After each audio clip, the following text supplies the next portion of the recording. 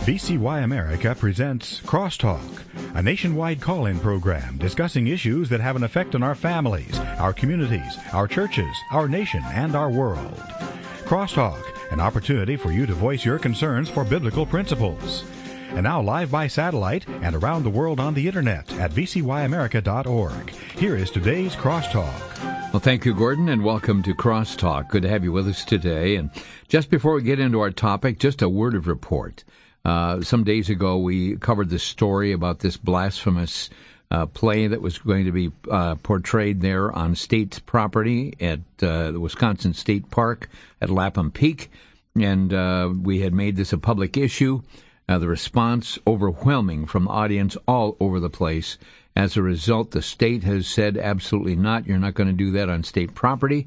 And the last I heard that they were looking for another theater to do it in, and that theater said no. So I'm not sure exactly where things are going there. But we have received, of course, some negative press from some of the liberals in Madison, which what else would you expect coming out of Madison? At any rate, I just want to say thank you to the hundreds and hundreds of people who have responded, sharing your concerns about, open season on Christians. You dare not even say a word about the holy book of the Sikhs, and you would rightfully refuse, or you would receive, rather, all kinds of criticism. You talk about Islam and the Quran, and you have a scorched page from a Quran, and you find if you're 11 years old and you are with Down syndrome, that you are literally sentenced to death. I mean, and so Christians are open season. Well, they found out, and the cultural community has found out that there are people by the hundreds and by the thousands that say enough already. So much for that. Today we have an interesting program. I was sent, Joe Farah sent me a copy of the book Fool Me Twice. It is written by the authors that wrote another book called The Manchurian President. Now, the cover of the book says Obama's shocking plans for the next 4 years exposed. And the author's Aaron Klein, who is a radio talk show and investigative reporter, along with an associate of the same caliber, Brenda J. Elliott. And Brenda's with us on phone today. Brenda, nice to have you with us on Crosstalk. Well, I thank you for having me. Brenda, you guys have done some tremendous research. I know the Manchurian President book was very revealing and certainly was received by thousands as they acquired it. But now you have come out with a book, very interesting. You have teamed up with Aaron Klein in several books, The Red Army, The Manchurian President, and, of course, now Fool Me Twice, showing Mr. Obama's plans for the next 4 years, an expose. Now, Brenda, are the things that you lay out in Fool Me Twice just opinions, or have you researched the documentation and you have it to back it up? Well, we are research nuts, I guess. Mm-hmm. The amount of footnotes in Manchurian President, I think the number was something like 850 sources, footnotes. Oh, my goodness. Red Army, we had to cut back the number of footnotes. Originally, it was like 2,500, and I think we got it cut down to around 1,000. And honestly, I have not counted in Fool Me Twice because we wanted to be so thorough that we weren't trying to condense the number of sources we gave people. Mm-hmm. Everything we write, everything we say is not opinion. It comes from Aaron and I reading over 1,000 different studies and other types of documents, as well as legislation, both legislation that has been proposed and submitted, introduced in Congress, and then other earlier legislation that were forerunners to some of the legislation that has already occurred. So without question, there's, we put a little bit of snark here and there because, you have to kind of lighten things up. But it's very information dense. Well, I'm looking at the book, which I'm holding in my hands, and there's about 50-some pages. And, I mean, this is line upon line, single space here. On each page, I would say there must be hundreds of footnotes here that provide your sources, which is truly amazing. Now, As we're talking about this, the book itself goes, you're saying, fool me twice. The premise, of course, is that we have been fooled before? Oh, absolutely. Now, that's not everyone. I mean, there were definitely a lot of folks in 2008, a lot of conservatives, even some liberals that were wary of the things that candidate Obama said. He made lots of promises, and I just saw today, for example, that people in Hollywood aren't as thrilled with him as they were before. The presence at the Democratic convention in Charlotte is not going to be the celebrities. There are not going to be so many of the A-listers there because even Hollywood is disappointed in the promises he made. They bought it hook, line, and sinker, and they have now decided they're not going to be fooled a second time either. Now, the things that you've uncovered, are these one man's personal agenda, or do you feel that there's a larger conglomerate at work? Well, we have, there are, I should say, several different progressive think tanks that really are center stage. The Center for American Progress, for example, which was founded in 2003 using funds from the billionaire George Soros. It was headed by John Podesta, who served as Bill Clinton's chief of staff. He also served as the head of the transition team for the Obama-Biden presidency. Then we have the Institute for Policy Studies, which is decades around. It is about as far left a think tank as you can get as far as being pro-communist. They never saw a communist revolution they did not like. And people in the past that have been associated with them include our current Secretary of Defense, Leon Panetta. And as far back as 1982, 1983, Panetta was pushing their foreign policy beliefs. And then we have another group that has written quite a few different studies and papers that we cite is called Demos. And Demos hasn't been around as long as the others, but it also is another George Soros funded and backed organization. Economic Policy Institute came about a couple of decades ago, and it was founded by 8 major unions because they felt that everybody else had the leg up on them and the unions should have their own think tank.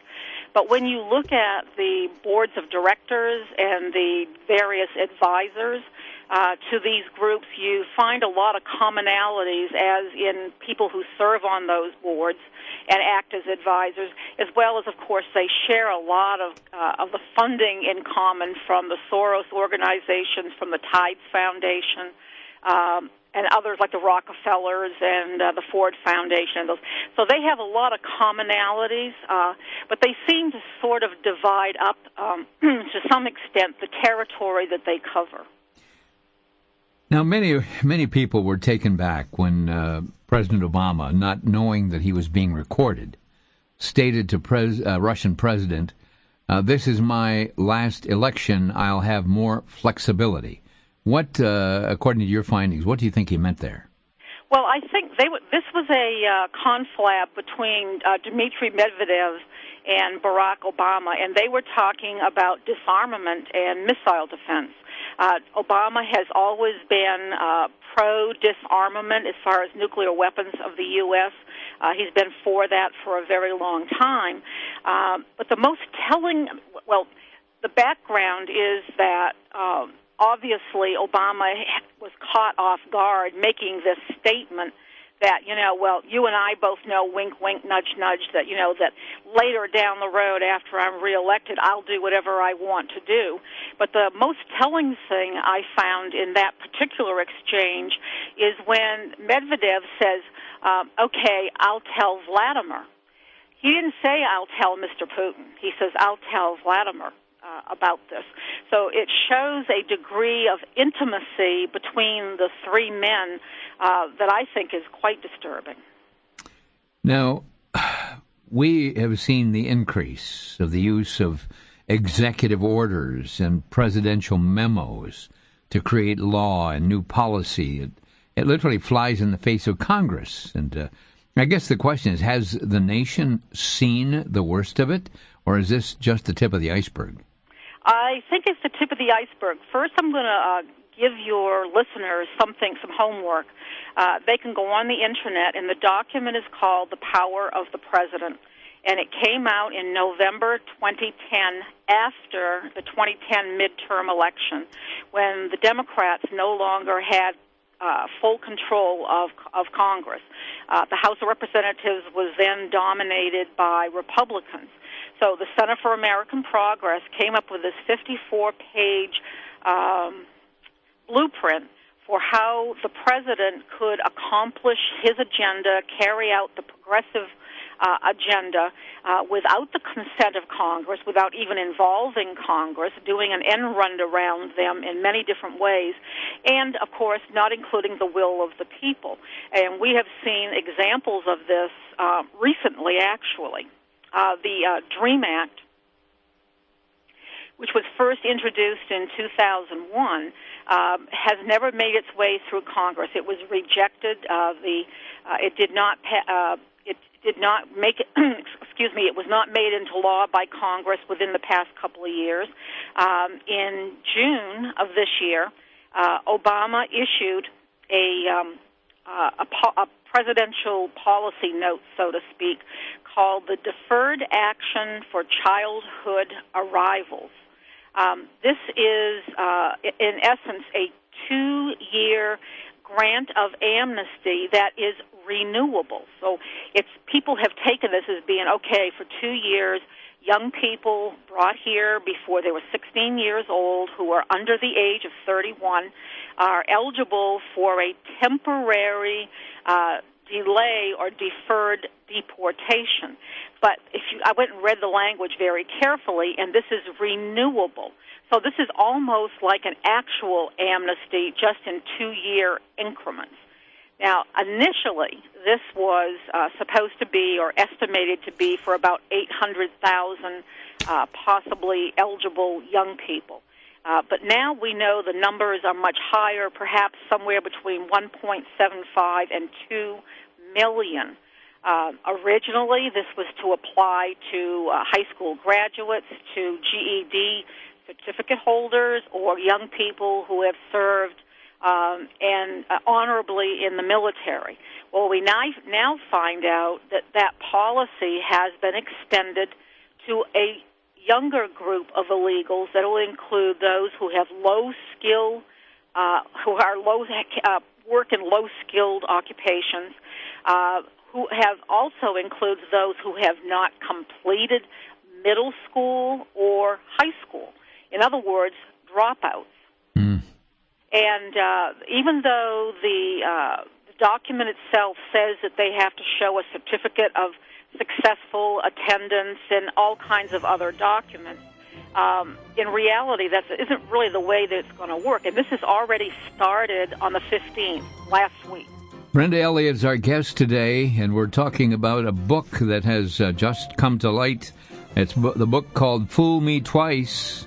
It is written by Brenda Elliott and Aaron Klein. We're going to be right back with more vital information. Stay with us. This is Crosstalk.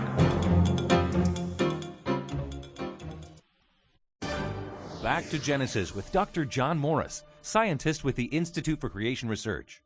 Dr. Morris, you teach that the earth is only a few thousand years old. Is this a new idea? Not at all, Chris. Almost every theologian down through the centuries has insisted that the earth is only a few thousand years old.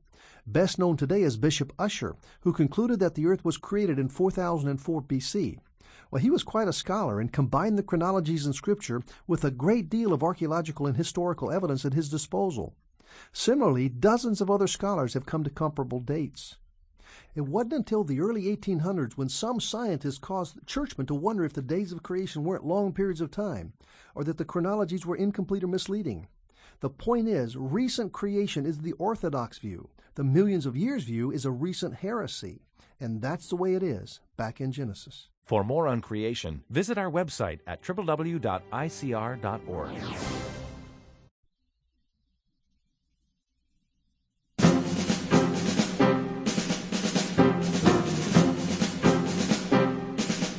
And welcome back to Crosstalk, where today we're talking with Brenda Elliott, a co-author of the book entitled Fool Me Twice, Mr. Obama's Shocking Plans for the Next 4 Years Exposed. An interesting book, and we're finding out more about what is in the covers of this book. And we were talking, Brenda, when the theme came along here, regarding the executive orders and presidential memos. I'm sure there are many that really have been shocking there as they've come forth one after the other. Well, and we were talking about this particular, I call it DREAM Act Light. It's an abbreviated version of the DREAM Act that did not pass in Congress, which in reality has the same effect. And this gives us an example of what the negative side of doing these things are that are not immediately obvious. For one thing, this will allow this group of young people to have work permits. And this is being done through the Department of Homeland Security, of course, the immigration folks. We already have 23 million Americans unemployed or underemployed. Now we may have anywhere up to 1 to 2 million more people who will have work permits based on this temporary renewable deferment of their deportation. It also puts these young people ahead of illegals, these illegal young people ahead of foreigners who have actually applied to come to the U.S. to work legally. So it vaults all of these people to the forefront. And this is a big problem, of course, and there's going to be an outcry about this eventually. Jan Brewer, who is the governor of my brain's gone blank. Was that Arizona? Arizona, yeah, right. The governor of Arizona immediately came out with her own executive order saying that Arizona would not give any public funds, any state benefits or a state ID or a driver's license because she is going to uphold the law. California, on the other hand, has discovered they might have a slight problem with giving driver's licenses because of the language in their law.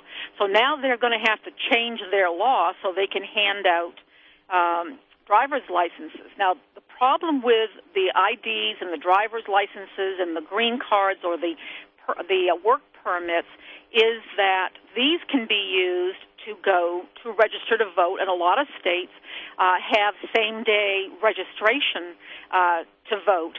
So the great possibility here is in some of these communities that there's going to be a lot of voter fraud going on. So, one action is there's a saying, action, reaction, but there's always a third part that people forget, and that's consequences. Actions have consequences. And in this case, we've just opened a big can of worms that the states were not prepared to deal with this. So who knows what's next? Elliott, Brenda, if you would, we're talking about some of these executive orders and memos, and there are now Mexican trucks and Mexican drivers streaming into our country, and some of these orders appear to be coming with the relaxation coming right from the White House.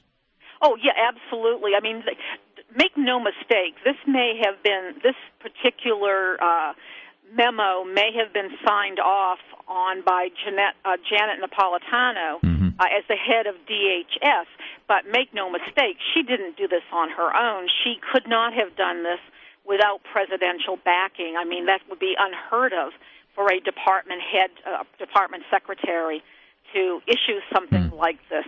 And, of course, part of this, it follows on the heels of all the, basically in Arizona in particular, which Governor Brewer has fought, the catch and release program. I just found it today. Let me pull this headline here because I just copied this. I wanted to mention it today, is that we're also finding something else that they're doing about the deportation cooking the books. This was just discovered by the House Judiciary Committee. They discovered that the Obama administration is actually cooking the books on how many people are being apprehended and and be deported. Well, what they have done is they have expanded their statistics to a minimum of 100,000 more people than actually were deported. Because let's say you are coming from Mexico to the border, and you are stopped at the border, turned around, and said, go on back home. Well, that counts as a deportation. Oh, boy. So you could do this. How many times do you think you could do this? Could be the same people, too, the same faces. Exactly. Yeah, enhancing Every the number. time you do it, you're counted again. So they've really cooked the books, and what the reality is, what this particular Judiciary Committee is saying, the reality is the numbers of removals are actually down 20% from 2009, not as many deportations as the Obama administration is reporting. So in reality, they're not deporting. They're doing a U-turn at the border. They're also moving border stations further away from the borders themselves. Part of the plan is to set up basically community stations where people locally would be advised about what kind of deportation or what kind of enforcement is going on, so that they're forewarned, so that they know what to do, how to handle this. I was told by a radio station host in El Paso and another fellow in Arizona, they both say that within several miles, many miles from the border, it's no longer U.S. controlled. The whole immigration thing is just totally out of control. And now we have the Obama administration. If you want to have a dog whistle telling people in Mexico, come on over the border, because proving that you were brought here under the age of 16 illegally against your will by your parents, and that you're an upstanding citizen. Of course, that was another lie. Well, how do you verify all this stuff? Exactly, you can't. I mean, they're bringing in. They were lining up on the 15th a week ago. They were lining up a mile long in some places with electric bill receipts and all sorts of things to prove that they had been living here.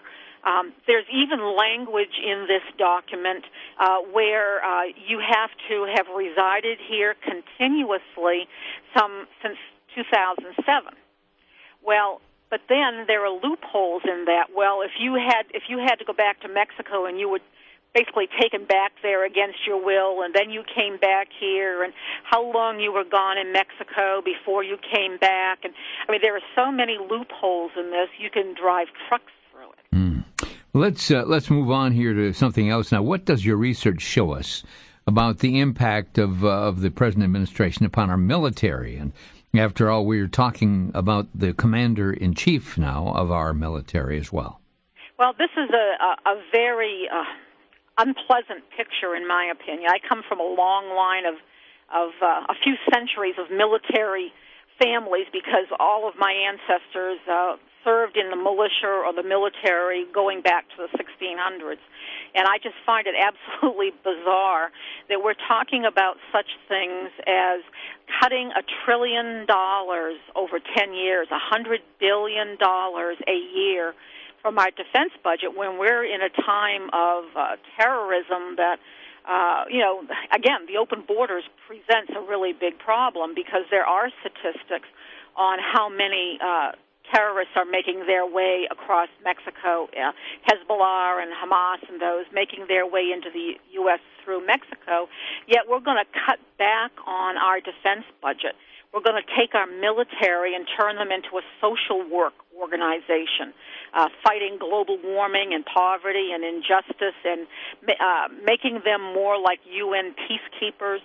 The savings from this $1 trillion, half of it is supposed to be used for job creation, the other half for reducing the deficit. And, of course, the people proposing this are the same. Aaron and I call them the usual suspects: Center for American Progress, Institute for Policy Studies, two Soros organizations, his Open Society organizations, who come up with this plan. They also want to hand over congressional oversight over the Department of Defense to an independent panel. I mean, we know how quickly something like that can go crazy. And why would you want to take congressional oversight of the Department of Defense and our military away from Congress? That's their job, to oversee spending. So why would they want to do that? They want to take $21 billion cutting in our nuclear arsenal and disarming the United States, taking away our missile defense. They want to change the whole role of the military into including using them for a green stimulus and decommission military bases. Oh, yeah. And convert them to green incubators. I mean, it's insanity. Now, Brenda, with this and your findings, what evidence do you have of the role of the United Nations that it would have in the second term for Mr. Obama? Well, I mean, clearly this kind of an agenda definitely fulfills that agenda. There's the core doctrine of the Obama foreign policy is called the responsibility to protect. This was used in Libya. This is being used throughout the Middle East, and it's an excuse to basically butt our noses in to foreign countries, these different Middle Eastern countries, for example, that are having these populations that are in revolution, and what's behind this responsibility to protect idea is that sovereignty of a country is not a privilege but a responsibility that can be revoked. And the revoking is allegedly, our right to do that. The UN says that if a country's not doing what everybody thinks they should be doing, well, then we take their sovereignty away from them. Oh, boy. And there is a organization called the Global Center for Responsibility to Protect. Aaron and I have written several articles about this organization, and it is funded again by George Soros's Open Society Institute. I mean, this goes on and on and on. Funds to be taken for peacekeeping and renewable energy. It's redistribution again and again and again. So the taxpayers' dollars that we put into what we believe is one of our country's number one missions, and that's defending us at our borders, funding is going to be taken, it's going to be handed over to according to this particular plan, which is called the 2012 Unified Security Budget. This money will be handed over to the UN to be used for their programs of global health and aid to third world countries. So we're going to take the Department of Defense, we're going to dismantle it, we're going to reshuffle it, we're going to take its funds, we're going to reassert its mission and hand money over to the UN. It's absolute craziness. Brenda, we're up against a break coming up here in just a few seconds, but when we come back, I'd like you to speak in regard to the National Infrastructure Development Bank and share with us what that is. And Absolutely. So we're talking today with Brenda Elliott, a co-author of the film, the book, Fool Me Twice. Fool Me Twice, Obama's shocking plans for the next 4 years exposed. So we're finding out what she's put in the book, what she and her co-author. We'll be right back. This is Crosstalk.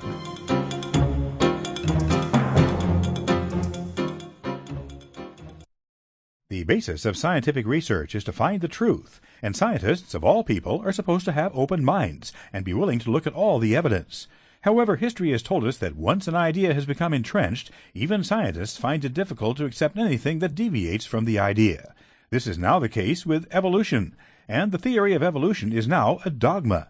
Refuting evolution has now been taken to a new level. In the book, Evolution Impossible, Dr. John Ashton provides some of the most compelling and authoritative rebuttals of evolution today. Chapter by chapter, in straightforward language, he provides 12 compelling reasons why evolution is false. He uses discoveries in genetics, biochemistry, geology, radiometric dating, and other scientific disciplines to explain why the theory of evolution is but a myth. Evolution Impossible is available from VCY America for a donation of $17 or more by calling 1-800-729-9829. That's 1-800-729-9829.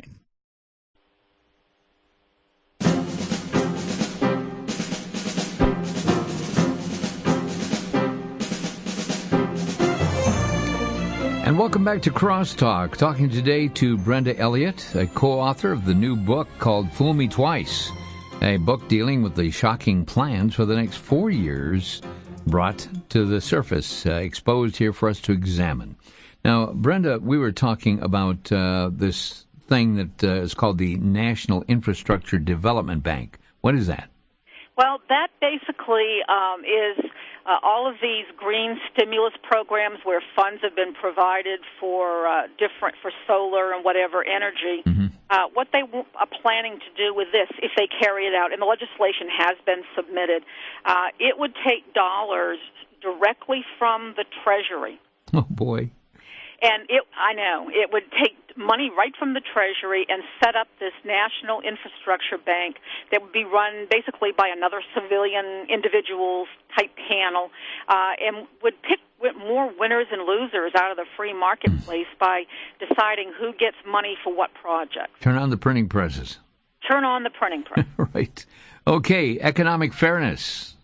Well, economic fairness would be the government coming in and you're the employer and the government deciding for you how much jobs, different people working for you should be paid for doing their different jobs.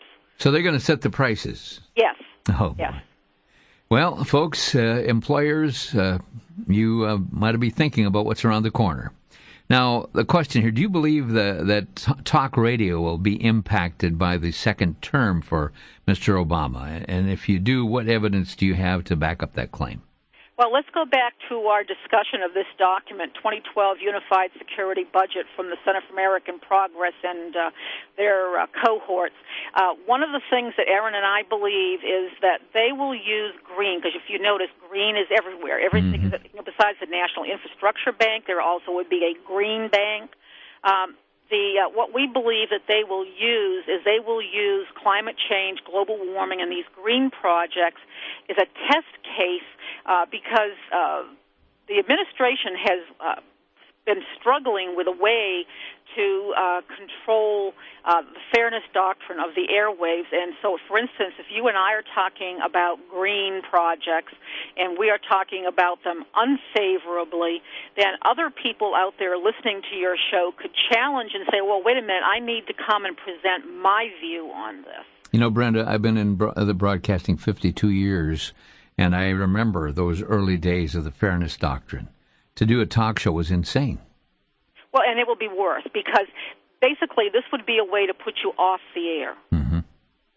I mean, if you talked about, let's say, a lifestyle like homosexuality, you would be required to bring on someone to advocate for it. Well, today, though, you wouldn't have just one someone. You would have many different people with different views that would all want to come at you. It wouldn't be just someone representing the LGBT community. It would be somebody representing each one of those communities. Oh, bestiality and pedophilia and all the other things that go along with it. And no radio station could afford to give away all that airtime to opposing views. Therefore, you'd be pushed to the wayside. Now, we keep hearing the mantra that our country needs jobs, and you talk about President Obama's job plan for America. What did you learn in your research? Well, actually, there is legislation that has been submitted by Representative Jan Schakowsky. She's a Democrat from Illinois, and it's called the 21st Century WPA, the 21st Century Works Progress Administration. It would have a WPA agency. She proposes 7 different job corps. There, we would talk about hundreds of thousands of people on the federal payroll with housing and with health care and even child care or whatever provided to do infrastructure, working in the parks. We have the highways built by the first WPA, but we're going to go beyond that. We're going to have all kinds of busy work to employ people on the taxpayer dime. You state in your book a campaign is underway to change the very nature of American presidential elections. It's kind of scary. What proof do you have on that? Well, the plan is it's called it's a national popular vote. We're all people. The thing that progressives do is they present you with a problem that has you logically really can't disagree with. I mean, honestly, don't all the people want their voice heard in an election? Of course you do. Everybody says, I have one vote, so all together, collectively, the candidate that gets the most votes then should be the president. But our forefathers were smarter than that, and they realized that big states with larger populations would be able to control who won, because you have smaller states like Rhode Island who have much fewer people, and basically we would have 13 or 14 states with the largest populations, which just happen to be Democratic controlled, would decide for everybody. So every time there's an election, we would be electing a Democrat. Okay. Well, let's move along here now. The Supreme Court has held up the constitutionality of the Patient Protection and Affordable Care Act, well known as Obamacare. Now, should the second term be won by Mr. Obama, do you see a greater expansion of this taking place? Well, I see that we are going to end up right exactly where the progressives or the liberals wanted us to be all along. This is a great bait and switch, because remember Speaker Nancy Pelosi famously said that we have to pass this to see what's in it. Well, when we get to the point that we know everything that's in it, this basically is a program that is so complex and so huge, requiring an enormous bureaucracy, that I believe firmly that it will collapse under its own weight at some point, or it's going to become so inefficient at some point. The American people are going to rise up and say, hey, well, somebody's got to fix this. You know, this is a big mess. And that's when we're going to get single payer, which would be basically the federal government as the carrier, the overseer of everyone's health care. That's been the plan all along. Obama has been for single-payer health care for going on 20 years. He's been for it for quite a long time, since he ran for the Illinois State Senate. So that would be where we would end up. Now, will this all collapse in a second term? It probably wouldn't collapse that quickly, but it'll be well on its way. USA Today is reporting that President Obama's Twitter account has 18.8 million followers, but a new web tool has determined that 70% of this crowd includes fake followers, and that Twitter followers can be purchased. Is that a fact? Do you have any information on this? I don't have any personal information, but I've been following that a little bit today, because the people that are this came, I believe, through some kind of a government agency that revealed this information. And I have seen before, not about Obama's account, but I have seen before about other accounts, how that people create multiple phony accounts to push an agenda. So it does not surprise me that it's very possible. Has there been any response from Mr. Obama or the White House regarding your book? Oh, no, never. They ignored the Manchurian President. They ignored Red Army. And it wasn't the White House, though, that reacted to the Manchurian President. Our publicist sent out the typical press releases. Okay. And when they went to places like Newsweek and other big outlets, offering a review copy of the book, etc., she got a lot of nasty feedback. Don't ever send us this kind of stuff again. And, oh my goodness! Yeah, so Joseph Farah, who heads WND Books and WorldNet Daily, we published a lot of these emails on the WND website to expose these folks and the things that they said. So they learned about us from the first book that anybody who reacts in print, in an email, in a Twitter or whatever, it's going to come back to bite them, because we're going to make sure that it does. So they keep silent. Brenda, could you tell us how listeners can learn more about the issues in your book, Fool Me Twice, and how, if they would like to get it, how do they do this? Well, WorldNet Daily, WND.com, has a superstore. They're the publisher for this book, and they have all of our books. Amazon.com, of course, Barnes & Noble, their online store as well as their bookstore. We understand that Costco has it. And if people do have the book, would you please go to Amazon and leave a book review? The left is trying very hard to give us 1 stars, telling everybody, don't read, this is a terrible book. And, of course, they haven't read it. They're just trying to make us look bad. So anybody who has read it, please go to Amazon and give these guys a run for their money. Fool Me Twice, chapter headings, U.S. Armed Forces to Fight Injustice, Poverty, and Global Warming. Number 2, What Solyndra, the New Green Stimulus, Federal Green Bank. Chapter 3, Open Borders, Amnesty for Illegals. Chapter 4, A Jobs Plan for America. Chapter 5, It's Back, FDR's Work Progress Administration and Other Obama Job Nightmares. Number 6 chapter, Blueprint for the New Economy, the National Infrastructure Bank. Chapter 7, Equal Pay for Equal Work and Other Acts of Fairness, in quotes. Number 8, Government Health Care for All. And Chapter 9, Elections Stealing the Future.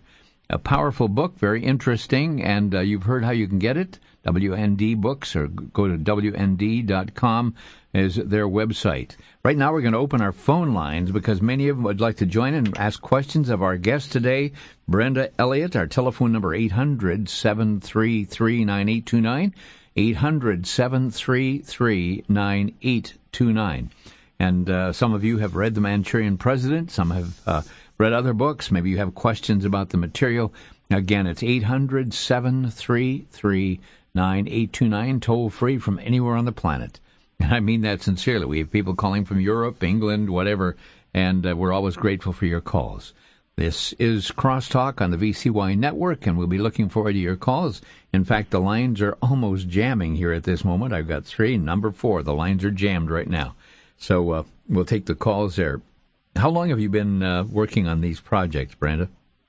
Oh, I started Resco Watch, my first blog, in January 2008, but I was working on Obama research back in 2006. You saw this coming? Oh, yeah, absolutely.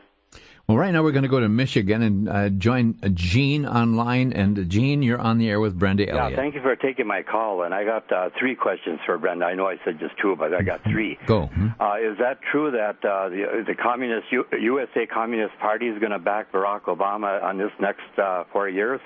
And what about George Soros? He's a multi-billionaire. Is he going to back him? And what about Bill Ayers from Chicago? Is he going to back him? I'll hang up and then I can listen. Thank you. Have a good day. Bye now. Thanks from Michigan. Go ahead, Brenda. The Communist Party USA already has backed him. It looks like George Soros, along with a lot of other people, are backing away. Just today, we learned that Jeffrey Immelt, the head of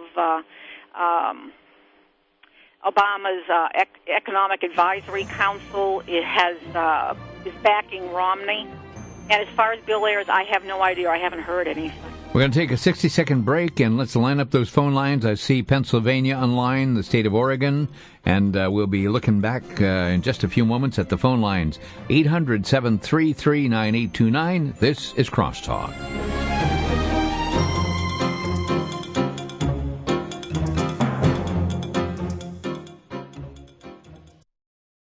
For the Worldview Weekend Minute, I'm Brennan House. Our website is worldviewweekend.com. Real spiritual warfare, what is it? It's not running around railing at demons, but destroying the lies raised up against the truth of God's Word. 2 Corinthians 10:3-5 declares, For though we walk in the flesh, we do not war according to the flesh. For the weapons of our warfare are not carnal, but mighty in God for pulling down strongholds, casting down arguments, and every high thing that exalts itself against the knowledge of God, bringing every thought into captivity to the obedience of Christ. Real spiritual warfare is battling for the hearts and minds of people using biblical theology and doctrine, the truth of God's Word. That's what spiritual warfare is, proclaiming biblical truth, destroying arguments, philosophies, fables, ideas raised up against the principles of the Lord. It is not running around railing at demons, something even the angels don't do, according to Jude.